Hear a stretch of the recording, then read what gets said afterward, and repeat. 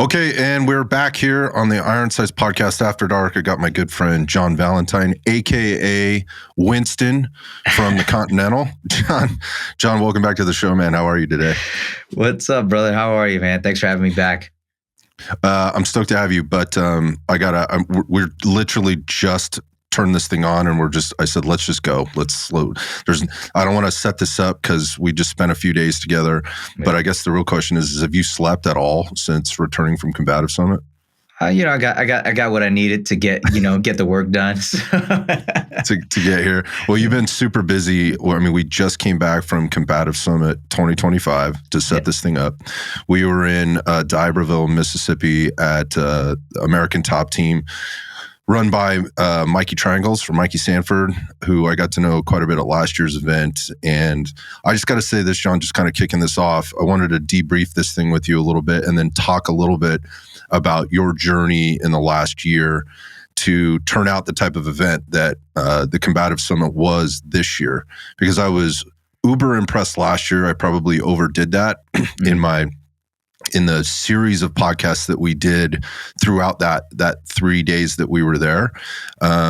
It just continued to get better. I got to be honest, I felt like some shoe was going to drop here and there's going to be some type of a disaster, because every event I've ever been to has something that comes up, and there was none of that. It was super smooth. And this year I didn't think you could make it better, but you did, man. So congratulations and thank you for having me. I appreciate it.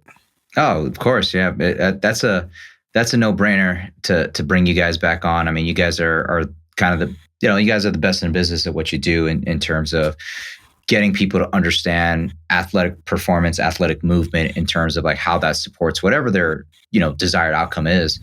And, as far as the event, I mean, I would love to take credit for it, but it's truly a testament to everybody and everybody's goodwill, their faith, the type of people who have courage enough to put themselves out there and just kind of have some humility to go and learn by people or learn from people who I consider are the best instructors in the world. And yeah, so I think it's truly a group effort down from top to bottom, down to the ideas that made all of this happen, the body of work that's a collaborative effort by the various instructors, and of course, all the students that attend. I mean, it's it's really incredible. It's still pretty unreal to be part of, play a part of this. Well, I think I said in kind of the group chat that was going around with all the instructors and yourself and your wife, who's an incredible piece of this. I know this doesn't get done in a vacuum. It takes a ton of internal and external support to get it done. You've kind of talked about that, but just hats off to your wife and all the efforts that she put in and bringing everybody together. She seems like she's basically like Mama Bear. Yeah. The whole time just making sure nobody steps on their own toes or whatever else, and keeps people in check. You were way more relaxed this year than I remember you being last year, which was good to see. But at the same time, I know where that comes from. So that said, here's my take a little bit on what you just said back there with regard to the people that attend as well as the people that are there instructing. I think what I've learned, and I kind of discovered this fairly early on in kind of my journey in the exploring or the exploration of firearms training, combatives training, and the different, I think, circles that those things touch in the Venn diagram of fitness and preparedness and medical and all the things that kind of come together when you're trying to be prepared for kind of whatever life might throw at you. And that is, there's a very small group of people that actually train, right? And then within that, I think there's even a subgroup of people that train very specifically. I think a lot of people may go to training and that's what they do, and they call that their training, right? I go to courses, I go to classes, and that is my training, and there's not much done outside of there. And that's not to take away from people that are restricted for accessibility purposes, financial reasons, in terms of the things that they can get themselves to with regard to like a course or a summit like the Combatives Summit. But the actual application of the things that they learn outside of that. And at this event, this year it really kind of hit me that this is kind of a small group of people that really are dedicated to getting better at all levels. And when I say all levels, I mean all levels. There's folks that are just kind of getting first time exposure when they come to the summit. And then there are those people that have all kinds of exposures to all kinds of different things. And they're not coming looking for like the tip or the trick.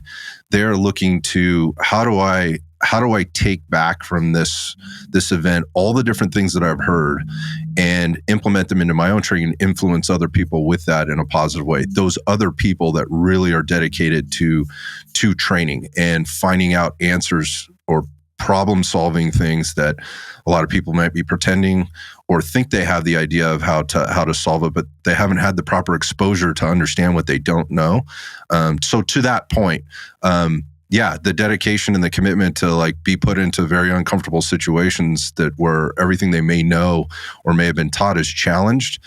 It's not just a willingness, it's like a commitment to doing that, which is, I think, super special for this particular event. I don't know that I've been to a lot of events. No, I'm certain I haven't been to an event where it's felt like that. So anyhow, that said, just to echo kind of your thoughts or your statement there, this was an even more committed group than I think I saw last year. And that might just be because it's fresh in my mind, but I wonder about your thoughts on that.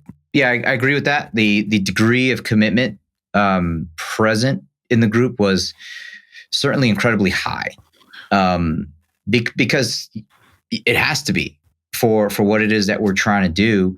A lot of people they ask me what it is, and the way I kind of frame it is that I teach people how to explore the overlap of engagement when it comes to fighting and shooting. That's a pretty concise way to put it down, but unless you truly get out and practice the stuff and you actually go and you're put in these situations and these training methods, a lot of people don't realize the depth to what it is in that statement. And like, let's understand one thing, right? Like especially in this business, people are very statistically driven. They want to be objective as far as like, what are the odds that they're going to find themselves in these situations? We are not necessarily exploring the odds of a situation. And it's certainly true that what we explore kind of crosses a wide disparity of tactical circumstances that you're going to find yourself in. Because unlike the shooting world, who only explores the situations where with lethal force, what we do is we equip people that have tools for the ambiguity that it comes with some type of violent encounter. And a lot of times those encounters can escalate and become weapons-based fighting and escalate to becoming lethal encounters. So there's certainly a lot of odds and a lot of a wide myriad of circumstances that this stuff applies to. But the other thing that we need to understand is that we're also trying to unpack and navigate the problem that has dire physical consequences. We need to think about what's at stake if we're not involved. And also the underlying conditions that come with that, because objective people, they tend to focus on content, right? They think about what exactly the skills, and they don't understand as far as the underlying emotional, physiological responses that come with that, and just kind of, and specifically, I'm talking about fear or dread, and I think that's really what we do, is that we basically provide we provide you tempering and conditioning in ways where you're going to be exposed. You're going to have somebody in your face. You're going to have to perform under pressure, and you're going to get an honest training experience, despite how much training gets limited in terms of degrees of artificiality for the sake of safety. I think we provide the most honest training experience for high stakes situations possible. Yeah, I think so. You started out with trying to kind of summarize it in a brief statement, and that's been very challenging for me to do. And I think you did a good job there. But it's also, if you want to have this conversation, there is there's context that comes to this, and you have to be in a situation where somebody's willing to kind of listen to it. And here's my story, a quick story on that is I had to leave early on Sunday morning, so I missed the final day. I needed to get back. My mom had a birthday. We were doing a celebration for her, and so there was a family gathering around the dinner table. And my brother, God bless him, who's really kind of disconnected from a good deal of this, and it's just not in his mindset or whatever. I love him to death. I wish it was a little bit more, but it isn't. And he asked me, so what was this thing about? And so I have to really back up and go, well, how do I explain this to him in a way where he's just automatically like, dude, that just sounds fucking weird and I can't do this, right? Kind of thing. Like, I don't understand any of that. And I think that, interestingly, with somebody who doesn't have a connection to it at all, I think it's a challenging conversation to have with folks that do have a strong connection to something, like in the world of sport, like competitive shooting or competitive BJJ or martial arts of some level, whether that's, whatever they've chosen. It could be judo, could be kempo, could be whatever it is, right? Mm-hmm. To like, where's the crossover, and how do you make it make sense for somebody? And what it really comes down to is kind of deconstructing everything. And the only way to deconstruct something is to know what the full construction of it looks like. And if you're limited in terms of your exposure or experience in those things, that can be very difficult for somebody to kind of break down the constituent parts. And what I got from this year was my awareness of what those parts are. So when I was watching and listening to instructors and students go through their process, was the technical skill of deconstructing the technical skills, right, necessary, while also providing an overview of where this might have shown up for them in their previous experiences, having not a very in-depth knowledge of where each person comes from. And so going back to, kind of being public about it, I think when people see it, they recognize there's something to this, but they can't connect the dots, between like what they do. And I think, like, again, the theme on what are we doing here, specific, and how is this different from like a points-based or a sporting type of event where we have a very specific objective to take somebody's back, submit them, whatever. And you're always working towards, look, I'm always working towards this specific goal, and being down here on the ground is a good thing, right? In this particular application of, let's call it BJJ as an example, like there's no problem. I can be down on the ground. I can be on my back. I'm probably going to prefer to be on the ground to apply the skills of jujitsu versus that's not necessarily where I want to be when weapons get put into the mix, and getting your mind around like, oh, all these things I know and I'm really good at, like I need to rethink this in this particular application or this particular context. And I watched people this year, again, with a greater depth of understanding of that, really take that in and really be able to process it in a very short amount of time. And that might have been happening last year, but in this year for me, I think it was about me listening to the instruction at a little bit of a different level, and then observing how the people were responding to it. And it's just, I think it's credit to the level of instructor that is there and all the exposures that they've had to a multitude of students coming from a multitude of backgrounds. And I might add this, for people that are listening to this that are unfamiliar with the Combatives Summit and what's kind of going on there, this is not helmets and gloves and full speed ahead, everybody's getting grounded and pounded kind of thing. That can happen at some of these courses that these instructors are teaching, but that's not what's happening here. Maybe we talk about that a little bit. Yeah, that's always interesting. I mean, it kind of, we had a 50-year-old woman there with her arm casted, training all weekend, putting in work. So, there is nothing stopping people from coming in here and having a good time and learning a whole lot of really incredible things, and things they may have not even looked at, like things that they may have not even, from positions they may not even thought were possible, and could be. And I say that because that is that is a standard model in terms of how people view any type of tactical situation. They really think about it from the lens of how what they do solves these problems. Right. And it's incredible, like how much I had to learn to realize how little I need, and also how much I really needed from other single parts in order to kind of circle things back and bring it into the main game that I actually want to be at, which is, I think, self-explanatory, which is like my first option is that I want to be able to control people from the furthest range possible. So it's way better for me to just tell somebody, hey, stay away, or hey, put your hands behind your back, however that means, right? If I can just use that with no force, where I could just use my voice as a means of control, then yeah, that's going to be very, very useful, right? That's kind of like where everybody really wants to be. I think even your standard BJJ guy would rather have it to where they can just tell people kind of to get into these positions where they can control them, as opposed to like really fighting for those. There's all kinds of ways to get back there. And I think people, they kind of get stuck in option one. You know what I mean? Like they never really take things to like, okay, what happens if the person gets within gun range and they're able to grab the gun? Do I have a secondary? All right. If I don't have a secondary, what kind of position do I have to put myself into where I can escalate force or de-escalate as needed?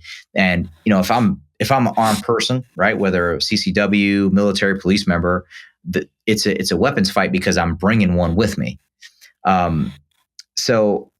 So yeah, I think there's nothing that stops people from coming and understanding and learning how to unpack that thing in a safe manner. Like it's not a coliseum. It's a laboratory, right? Laboratory, and people are able to walk away with ways to that they get their own bullshit filter as far as like what works and what doesn't. You know?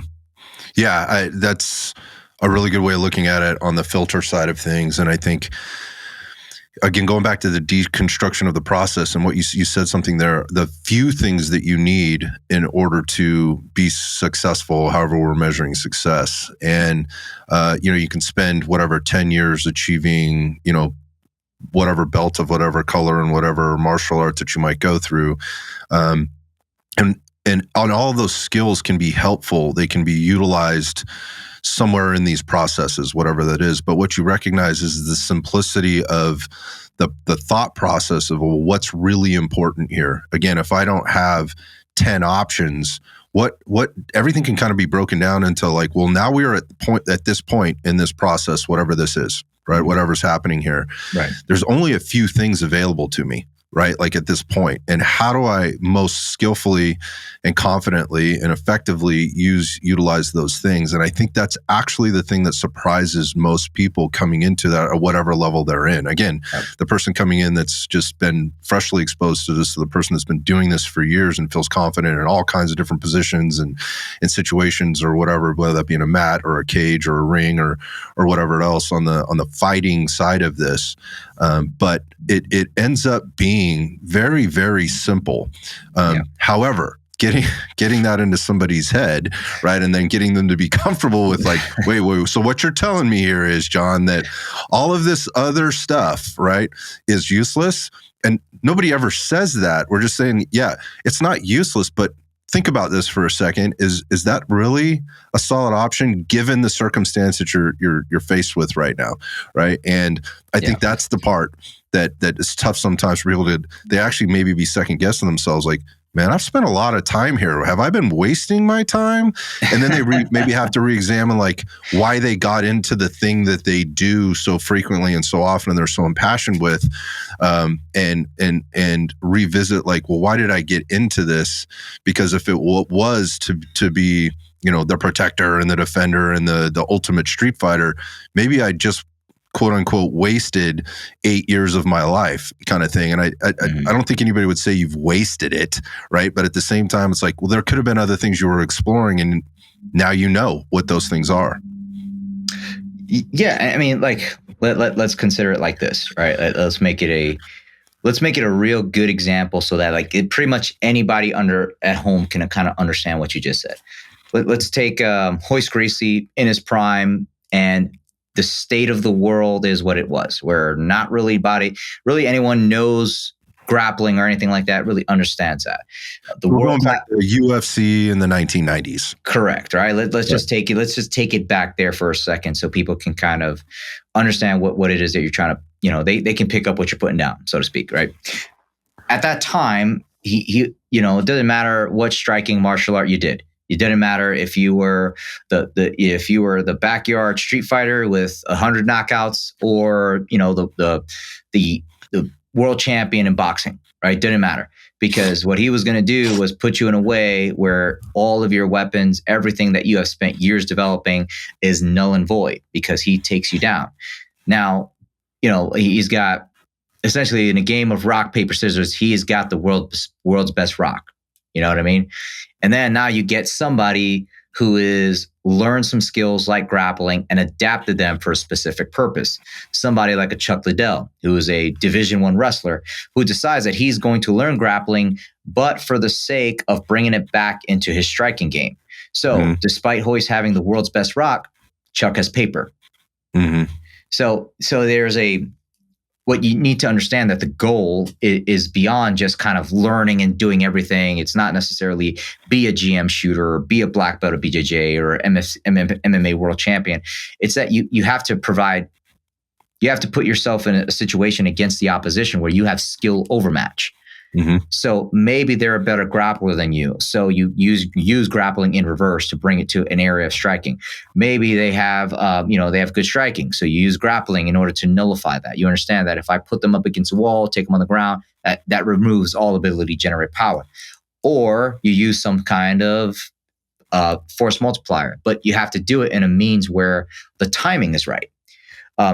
It specifically, like when we talk about the tactical industry, they kind of revolve around like things that come from the shooting world, and the shooting world is really enamored in time, and that's okay, right? Like I shoot competitively. I think it's a great thing, but in kind of tactical situations, there's all these things and all this time that happens before the beep, and before the beep, that's a element of timing.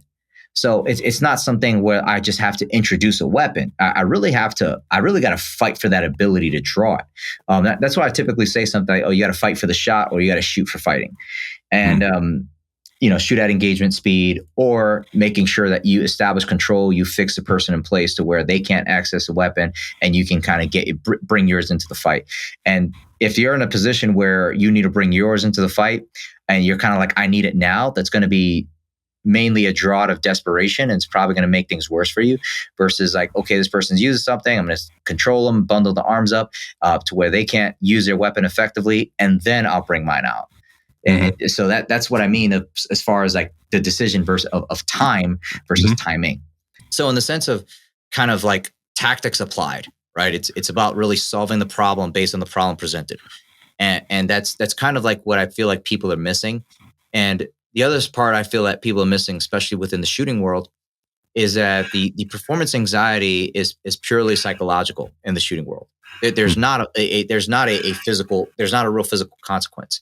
So once you get past that, in the world of, sorry, to be clear, what you mean is in the world of shooting competition? Correct. Gotcha. Correct. Yep. Yeah. So, and I'll say too, like a lot of what people call like tactical shooting training is mostly they try to induce fatigue, right? It's not effective or anything like that, and it really doesn't.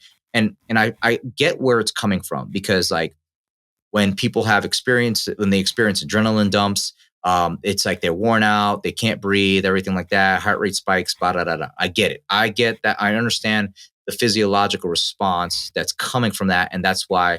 On the surface, it looks like fatigue. So it's like, all right, let's introduce fatigue within the shooting training. I understand that. But again, it's like, I truly believe that being right for the wrong reason is worse than being wrong. Because what happens is if you're right for the wrong reasons, you'll start leaning in on that, and you're going to experience a failure point. And because you weren't necessarily, or like you were lucky in a specific situation as opposed to good, all of a sudden now you start diving down the rabbit hole in terms of like this being working out, even though it's not working. And it's like, well, it's worked before. I don't know why. We're just, instead of like, let's stop doing this, let's do more of it kind of deal. So with the shooting world specifically, um, the performance anxiety is purely in your mind and it's purely psychological. And once you start to overcome that from your first couple matches, you go to a couple big matches and everything like that. There's no real physiological response. You kind of just show up and just play your game, right? Um, Versus when you're doing this with, and I say doing this sparingly, not constantly, because you can have the same effect too. But if you're doing this sparingly where you have marking cartridges, you put on helmets, you're trying to smother your partner and everything like that. Those things provide a real physical consequence, because now like you're going to be shot at with cartridges at arm's distance, and those things hurt. There's a real penalty of pain that that you don't really get to experience in other training. And most of the time it's like it's not really ran well, I would say. A lot of force on force training it's kind of most of it is very, very silly. It's just like again, more introduction of unreal scenarios. It's not really, it doesn't really equip the end user for the skills that they're going to need to navigate those problems. So I forget where I was trying to go down there, but that's kind of the big overview and the overarching idea in terms of like what we're trying to accomplish within this weekend is get people all those experiences where they'll experience some fear, some fatigue. They'll be able to understand the difference between like that physical kind of like fatigue versus the physiological exhaustion of fear and adrenaline and everything that's going on that people, it's hard to actually introduce with purely shooting training. Yeah. Since you brought up the cartridge piece and the force on force, and I think people that have done plenty of this, and people are definitely talking about this more, like how to do that well. I hear, and again, you use the word silly, and some of the ways I hear this described are to make it better. Right. So there's only so much you can do, but there's a physical consequence there is when you're using role players in some of the force on force shooting where you're using, again, marking cartridges or what have you, some type of sim round. You have one skilled person going against another skilled person, right? And that opponent, right? Let's call the suspect or whatever it is that we're trying to defeat, knows what the other person is trying to do, knows where they're coming from. There's a lot of knowns in the environment, and so what that ends up turning into is, they basically have an advantage because they know what's going on, and they're able to utilize skills that probably the average opponent, I would say, better than average, that opponent's not going to have those skills. And that actually makes it more realistic. So I know quite a few people that do force on force training that actually use outside role players, civilian role players that really don't know. They've never done this before. And they just ask them to respond they give them some level of instruction, but it's very little. Basically, you're trying to shoot that guy when he comes through the door, right? As soon as that happens. And that turns into all kinds of things. It's very unpredictable, right? In a sense, it's predictable in the sense that this person is unskilled and they're just going to start banging that trigger and waving that weapon around and try not to get hit themselves, right? And that requires a certain response from the opponent in the person that's trying to get some level of skill accomplished in whatever tactic that they're training, what have you. There's some things that come along with that, and you just described those. When I think back to Combatives Summit and some of the things that are there, we have things like blue guns or props, right? Whether that's a knife or a firearm or whatever. And it's one thing to get on the floor and say, let's pretend this person has a knife and you're trying to keep their hands, you're trying to take control of their hands or their wrists or whatever. It's another when there's actually something in their hand, right? And you're recognizing that just controlling hands, it goes a little deeper than that, right? Like, it's not just controlling hands. It's like, where is that muzzle pointed? Like, what does that actually feel like? What does that actually look like? And when that realization comes in your mind is, I may have control of his hands, but not enough, right? I need to get control of that thing. And that's where the light bulbs start to pop on. Again, going back to connecting dots, like, well, I feel like I've trained this before, but I guess I really haven't. And again, like being at force on force, and it is very controlled. There's a mutual agreement on how hard we're going to go on this thing, and then it starts to get ramped up to, the intensity starts to get ramped up a little bit, but still within somewhat of a controlled environment. It allows them to get hands-on and physical. You get that tactile, not tactical, but tactile cue and feedback of what this actually really feels like and looks like, which then you're able to bring to each additional sparring session or drill, set or rep or whatever it is that you're doing. And that's different versus just throwing something on the floor with no concept of that at all, like on a mat at a school or something like that. And, it's everybody's focused just on the thing, whatever that, oh, that's new. Like, but with no real instruction, practice, skill on how to control that thing when it happens. And again, it goes back to kind of the force on force thing. Things get escalated or elevated to a little bit of a different level. And that doesn't mean it's going 110 miles an hour. It just means now you are in an environment where you are much more aware of what the realities of that thing might look like or will look like in the event that something like that happens. And that's unique. And from people looking at it from the outside in, I could see where that, you could make the argument or try and make the argument that like, oh, you're just trying to create a scenario. No, what I'm trying to do is paint a very realistic picture of what this is probably going to look like. Because we can't train with live things up to, the point where we're using, like, again, marking rounds or some cartridges or whatever. Now we're going to enter that realm, and you're going to see, again, to your point, that there is a consequence to this if you are not paying attention to those things. And the skills that you have now you need to layer new skills on: awareness skills, hands-on skills, tactile skills. And that's, I think, where the dots end up getting connected for people. Like, oh, there's way more to this than I thought there was. And you start to see, again, light bulbs go on, and it becomes way more intense from a cognitive perspective, which is what's the most exhausting piece, right? When you're out there and you're rolling around, it's like, wow, I thought I was doing everything right. And physically, I feel pretty good, but mentally, I feel very defeated right now because I am not comfortable with this. I'm comfortable with the moves. I'm comfortable with tying up arms. I'm comfortable with tying up legs, whatever it happens to be.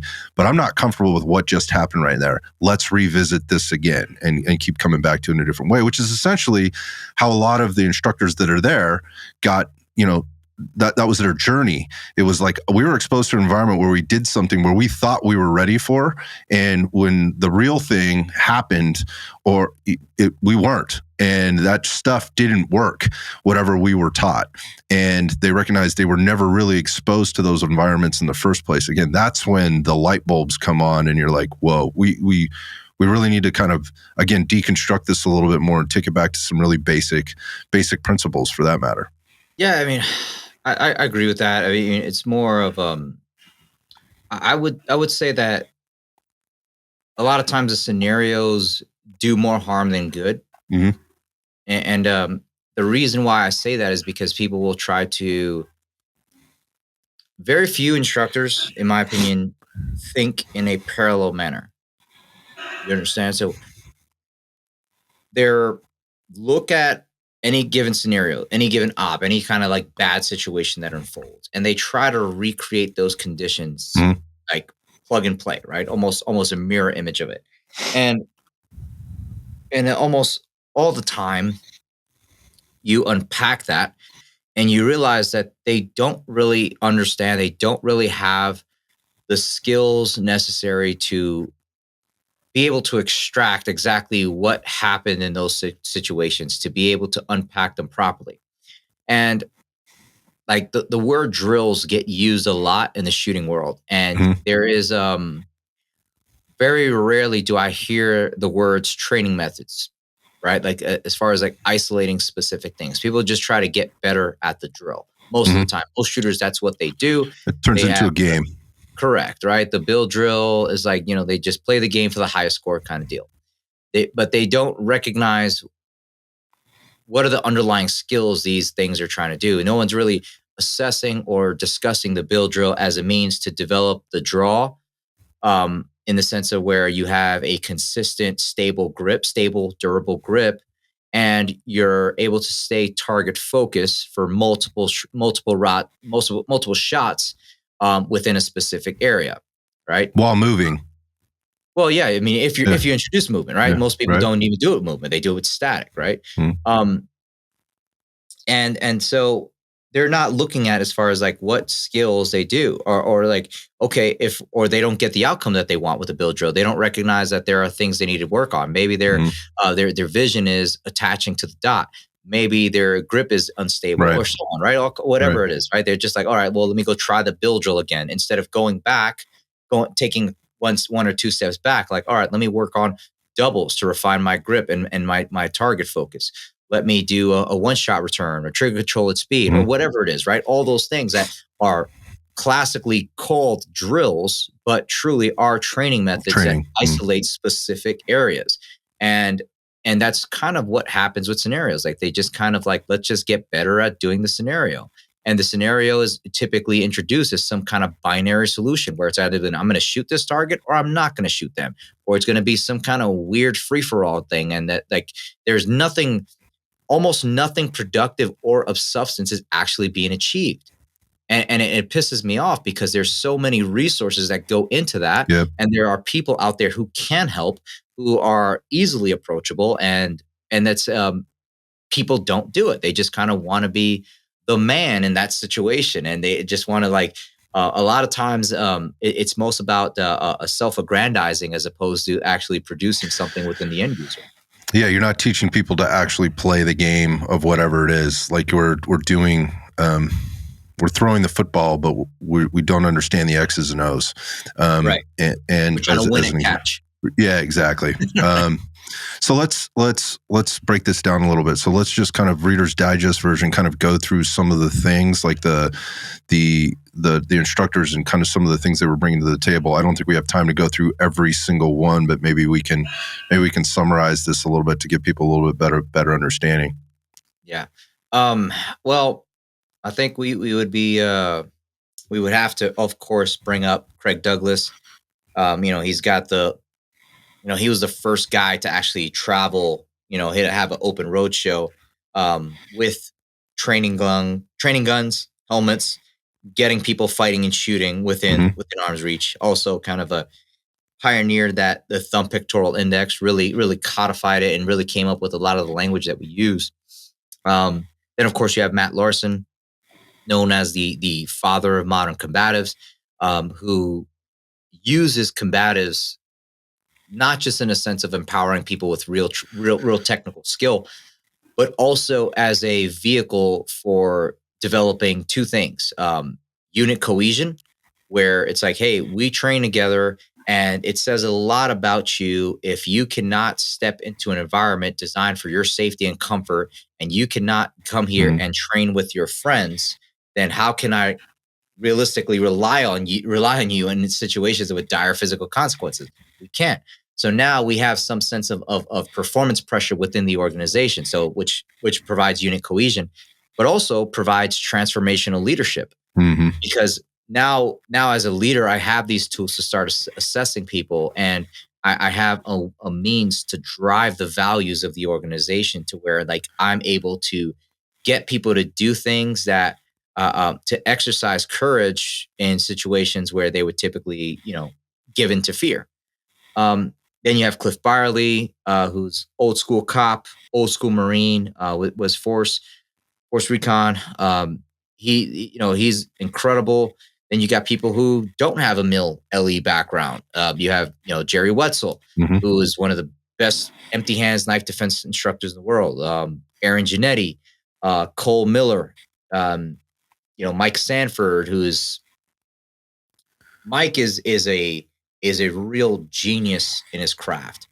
As far as like a martial arts expert and coach, and active fighter, he's fighting in a week or so from now, depending on when this podcast drops. But that he's just one of the more brilliant minds in the business that people even think about. Like, a lot of people know your household names in the martial arts world, like your John Danaher, Gordon Ryan, Hodger Gracie, Henzo, whatever. But Mike Sanford is certainly amongst those guys. It's just he just he's just not out there as much because he's busy learning and competing. Mm-hmm.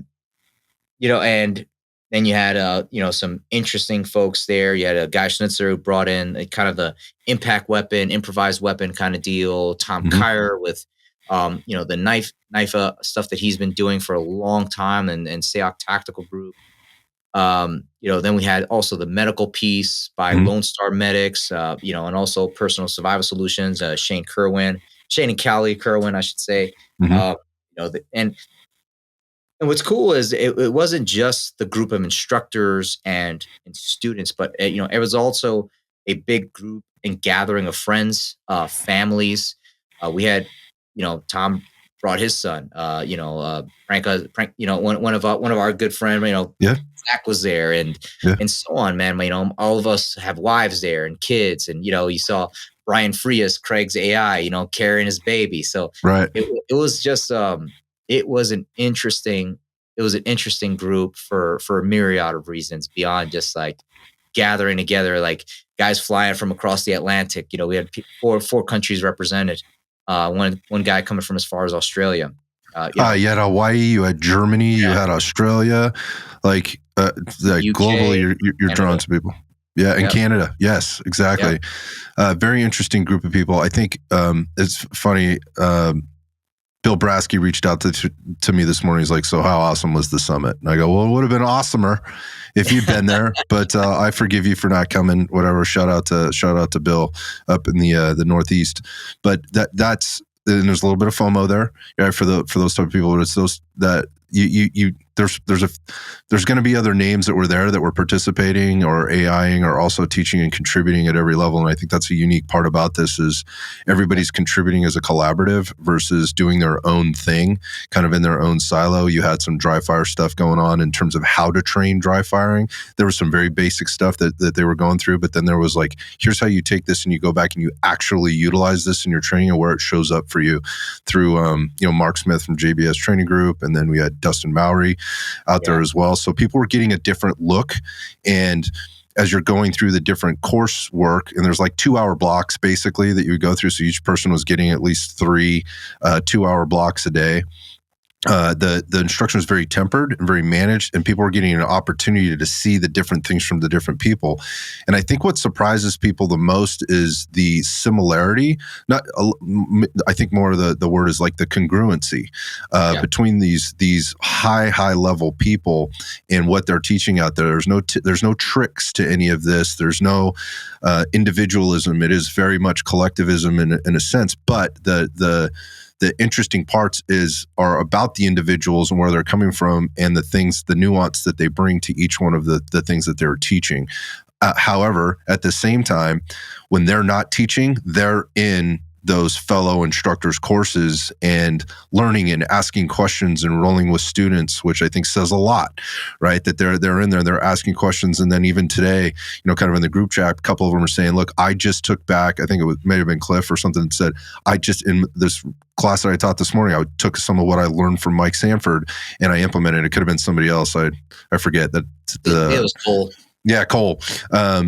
And vice versa, right? And so I think that's super interesting for those that have reached a point in their career path or their journey where they are kind of maybe the man on the stage, because they own gyms or they have a company or whatever the course is, that are taking time out to come to this thing to learn and then again expand their own minds, their own brains, and their own repertoire in terms of what they're taking back to their students. So it really is like this collective that ultimately impacts the students that they train as well as the instructors that are there. It's pretty unique in a lot of ways. I've been to a lot of things, a lot of events. I've gone to a lot of places. I've been to a lot of courses, individual courses. I've been to a lot of range days where you have the opportunity to train with a lot of instructors. And this one's very different. In the respect that I just said, and that is it's very collaborative, but it's not like what's the word I'm looking for?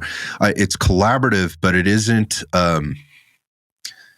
it's not planned that way, in the sense that, hey, you're going to teach this. Now I need somebody over here teaching something completely different, because I don't want students to feel like they got similar stuff in one thing than the other, right? And people to feel like they got a lot of the same things, because every one of those is very different, but you're still utilizing the same skills that everybody's in agreement on. Like, principles, sorry.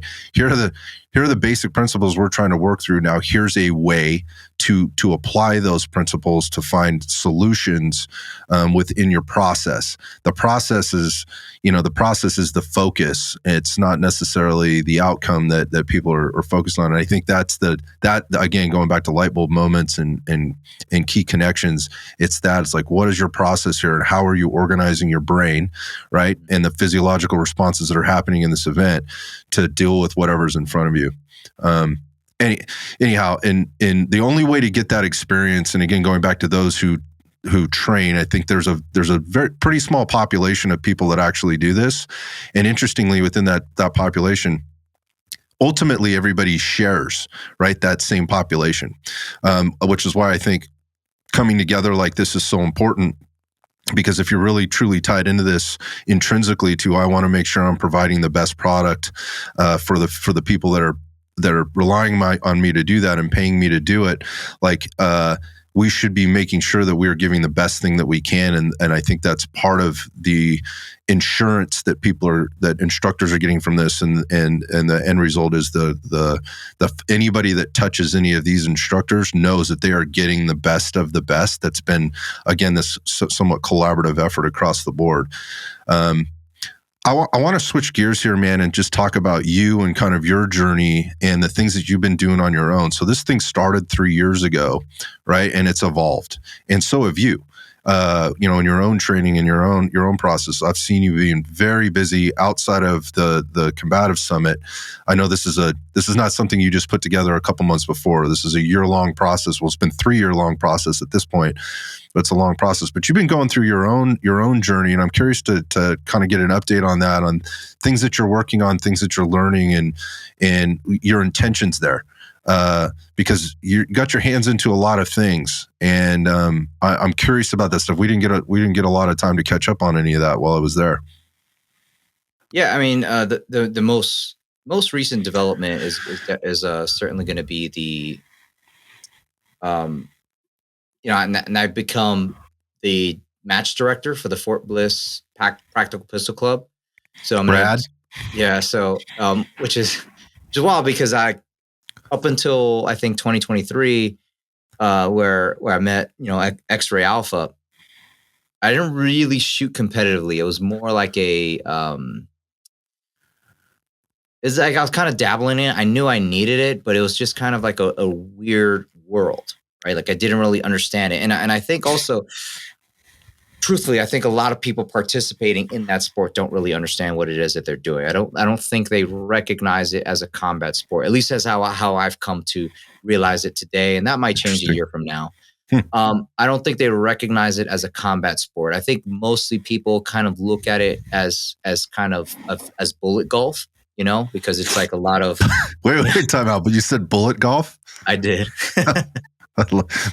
Bullet golf. I love that. All right. Yeah, I got that. So, I might have to use that. Yeah. Yeah. I mean, cause this is not a dig on anybody. So I hope nobody takes offense. This is me, when I started that and just kind of like what I observed. The athletes, were not necessarily athletic. Yeah. Let's use that in quotation marks. They were pictures of efficiency, Mm-hmm. or embodiments of efficiency. Like there's a guy who you thought like, oh, there's no way this guy's going to move fast. He's bringing an oxygen tank with him, whatever. All of a sudden, this dude just like burns it down, right? And he's like, his time is like half of mine in terms of like running the stage. I'm like, what is happening here? So, so really, really dove into that world and kind of put jiu-jitsu a little bit in a back seat. I really wanted to focus more on that and really, really get into that. And I've shot I think like 4 majors right now, classing up. I should be, everything goes well this weekend. I should be A class here within the week, right? Um, but unpacking that, what I realized was that competition shooting it's its own martial art as well. Everything that we're doing in the we'll call it like combatives world. This is just a piece of that, and I Mm. think this is not just a sport in the sense of like I'm trying to engage a target fast and accurate, but this is shooting for fighting. This is Mhm. how you would shoot in a fight. You would just get the gun out, you'd get it up, you get it on, right, and then you get it out as fast as possible, but with accuracy and with maximum accountability. Mhm. Um, a lot of what I realized for the platitudes in the business was that most people that with the largest voices don't actually have training. They actually don't go out and do these things. And I realized that why we can't have these conversations is because people they have idols that they've propped up. And so it's like whenever you talk about something that against the person that they idolize, they think it's an attack on them as opposed to an attack on the idea. Mhm. And you have a bunch of pugnacious people all consolidated in this place, and you try to have these things, so and it becomes this like very very weird conversation, or almost like catfighting almost, and it's very very very strange. But what I've learned from that process is that the more I can't really, and I'll say this for everybody at home. I don't think people should even listen to what I have to say. I think people should watch what I do. Um, Most of what I talk about is really what I think I know. There are things that I were really, really committed to a couple years ago that I'm not so committed to now. I think the most important aspect of training is just to, it's certainly, okay, the idea of journey without a destination. Isn't it interesting that we call the dojo, right? Translated to English, it's called the path or the way or the Mm. journey. And you've heard people within shooting say these things. And so it's something that it's so obvious to them that they're oblivious to it, that Mhm. they are actually practicing martial artists, but they just don't have the same dedication to the craft. They're still, because of there's a classification system. So they're trying to get to that, or some type of prize in the winning. Um, and they're not recognizing the combative side that it came from, where Jeff Cooper, who is a no BS killer, stacked bodies in Korea, I believe, and he's the founder of the sport. Mm. So so there's things that I believe is just that I think that the practical shooting world is just a couple decades ahead of where jujitsu is going. Where jujitsu has totally forgotten about the aspect of like this stuff is supposed to be working in a fight, and everything as far as like fighting versus warfare. It's like I think we forget that war, until with the exception of the last 500 years, has typically been local and tribal, Mm. right? You have a group of four people shoot out at another group of four people, and those people exchange fire, right? What do we call that? A gang war. Mhm. They're not necessarily organized forces, but there's certainly a lot of collateral damage that occurs. There's certainly a lot of death that occurs, um, and there's still no less of a chance of losing your life. And so I find the shooting side very, very interesting in that almost nobody is articulating it or unpacking it in that sense, right? Um, except for maybe a couple folks like Mike Pannone, Matt Pranka, and I think that's pretty much it. I think that people try to, but they're not necessarily effective, right? They're mostly what I hear is like, hey, this is how my thing solves this problem, versus like, hey, this is how this thing solves this problem, right? And I think that's why, um, I think that's why those guys are as captivating as they are. They're not necessarily selling themselves. They're talking about the craft, and I think that's why they fit in so well, or why the group of instructors that we have at the summit meshes so well, because we're all trying to unpack these situations. And going through that process, like it's really, again, right, what it's made me try to figure out how little I need to kind of get a lot. It's made me look at how I can approach efficiency in everything I do. Um, so, and then from there, it also taught me more about like the business and the marketing side. And I understand, like, in this game, like the marketing is like a dirty word. And it's mostly because people do it in a dirty way, but it doesn't have to be, right? The same way Force and Force has been done in a real dirty way. It doesn't have to be, or a lot of, and so on. You can kind of just throw a stone at whatever people say. And then I realized that crafting a message, right? Crafting a really, really simple, concise message to where the person at kind of the most rudimentary understanding of fighting and shooting can can can connect with. It really required me to learn a whole lot about the things that I just did not know. Right. And I had to really create this person who ultimately became, like, if I really break it down, I was like, oh, this is the person I was 10 years ago. And so everything I do is try to be transparent for that person.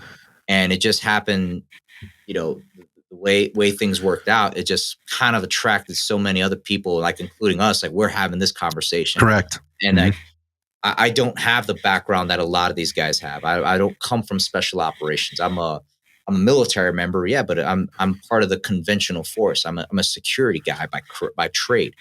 And I don't say that to diminish myself. I say that because there's a lot of guys out there who don't have military backgrounds, but honest dedications to the craft has taken them to places that, they may not have predicted. I mean, we got to remember the creator of the Special Operations Combatives program has never been in the military.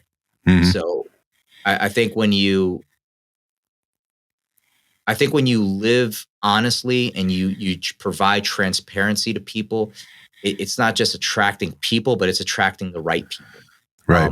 And that's been kind of like the long and short of like the last couple years of what I've been doing, just trying to live with transparency and just do things to where I don't have to talk about myself. I can just kind of talk about the craft and what it is I think I know. And I think that's done better than gaining any kind of like arbitrary happenstance credential that there is out there. Yeah. A couple things come up for me there, and you're kind of talking about the competitive shooting world and it being at some level kind of a religion. And then you wind up with, and just like most religions, there's different versions of it. And that might not be the right word, but you see how it's broken down differently. And then within those versions, what you'll find is somebody trying to be the Instagram Jesus of whatever that version is. And it's interesting that people latch on to that because it sounds good. And almost every time behind that, there's something to sell. Now, going back to the marketing and that becoming a dirty word, like, I don't think that selling something is a bad thing. I think there's intention, whatever the intention is behind it, and then whatever product we're actually, or service we're actually delivering to them, we have to examine those things. But I think when you break it down the way you just did, I think what you see is somebody that's latched onto one thing, right? And that becomes the thing and the way, and then it gets a little dirty and it gets a little bit weird. And so I have a different perspective in coming into this, and that's kind of what I was seeing based on my experience in the fitness industry, which is very similar to the things that we've already described here. And it's and then within the fitness industry, there's lots of things. There's strength training, there's power training, there's nutrition, and every one of those things has its own religious, context to it. We can break it down. And it got really weird to me. It also got very frustrating to me, very, very much probably in the same way it got for you. And so backing up and not trying to build a persona around the one thing, but really try to understand the things better and walk people through processes to do that for themselves, being where I found kind of what drives me, because I've never tried to stand like you and say I know everything about this particular thing. I just know a few things, and maybe this changes your perspective on how you look at that thing, to then lead you into the next, point or next stepping stone to learn a little bit more, or maybe think about it, like I said, think about it a little bit differently with a little bit different perspective. And that was the thing with competition shooting for me as well. I was looking at it going, well, what are we really trying to get out of this? Because I have no desire to be a GM. I don't but I understand the value of competitive shooting with regard to improving skill sets, and particularly the very basic principles behind being fast and accurate. And I don't need a person to follow to tell me how to do that. There are so many resources out there. And to your point before, with a lot of the guys that come to the summit, they're just not out there, in the public spotlight doing that. They're spending time continuing to evolve.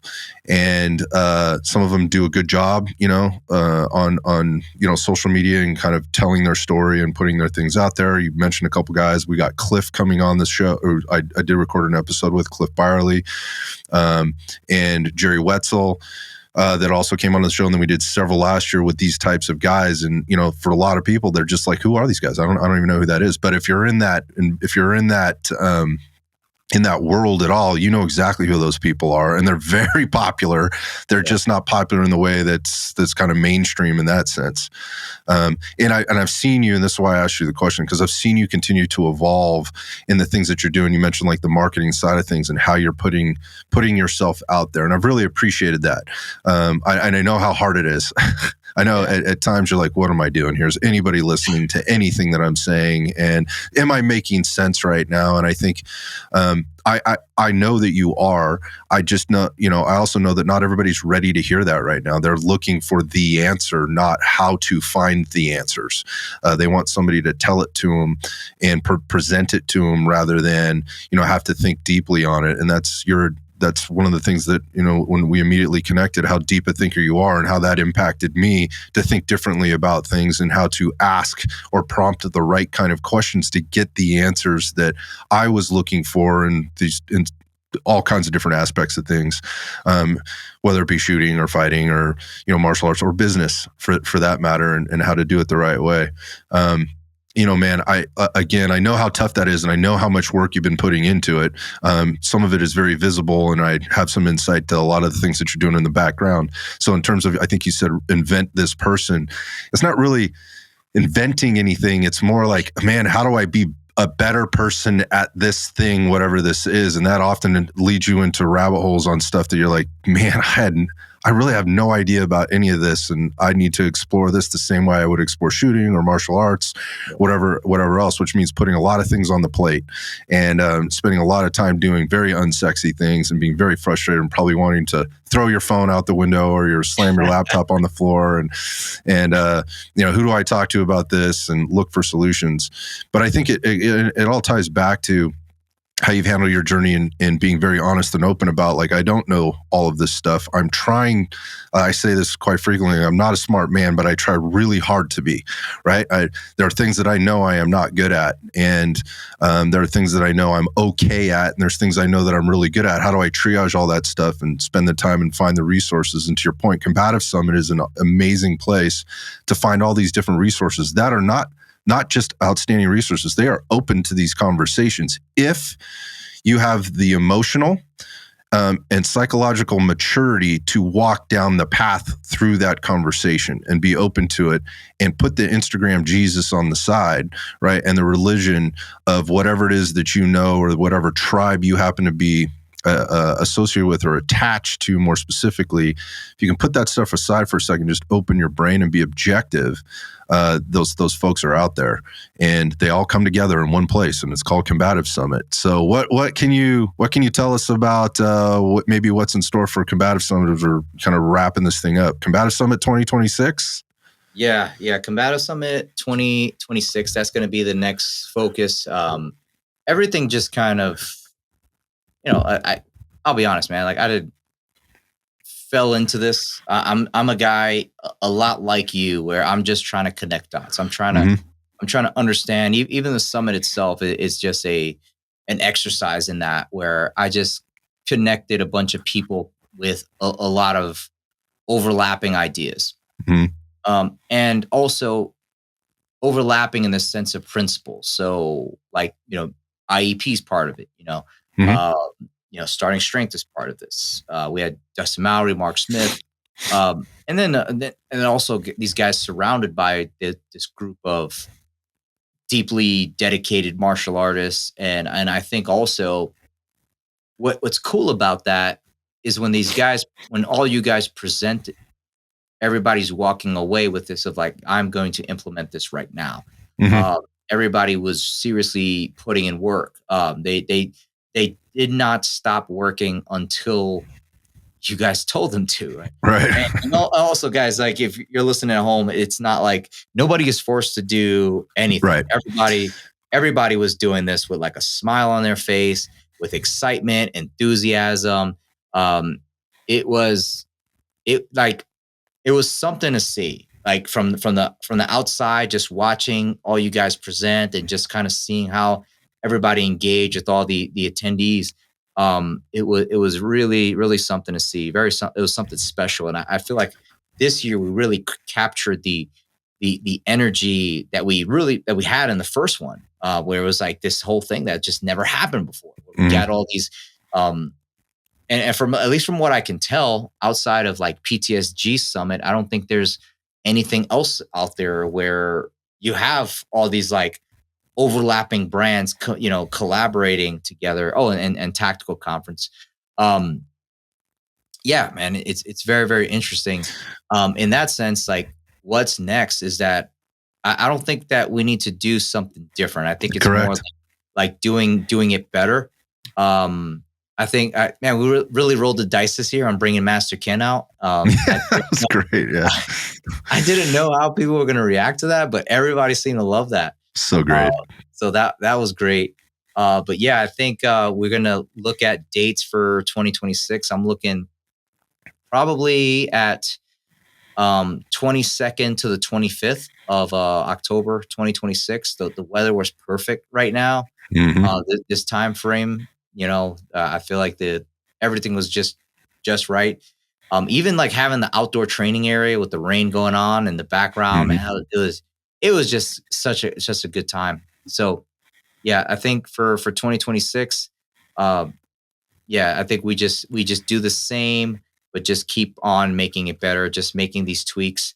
A lot of it really, all you guys are the best in the world at what you do. And I think it's really just making it easy to facilitate people to find you guys. That's what I ultimately hope for, that the summit does, is that it provides a vehicle for people to travel to the right people that serve their needs. Um, and also for people on the outside looking in, as far as like, hey, I got this laundry list of things I need in terms of my readiness and my preparedness, and kind of like, um, I'm working in this institution, but I don't really have faith in the things I've Mm. learned.